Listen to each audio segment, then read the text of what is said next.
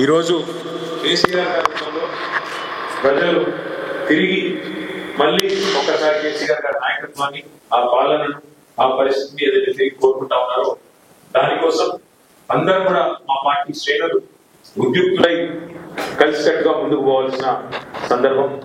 29 November మా అన్ని జిల్లా పార్టీ కార్యాలయాలు పెద్ద ఎత్తున దీక్షా దివస్ కార్యక్రమాన్ని నిర్వహించబోతా ఉన్నాం. కేసీఆర్ గారి నాయకత్వం ఉద్యమంలో కానీ అదేవిధంగా పరిపాలనలో కానీ ఏదైతే ఒక చెరగని ముద్ర వేసిందో దాన్ని మళ్ళీ గుర్తు చేసుకుంటూ అక్కడి నుంచి స్ఫూర్తి పొంది మళ్ళొకసారి 2 జాతీయ పార్టీలకు బుద్ధి చెప్పే విధంగా కదం తొక్కుతాం.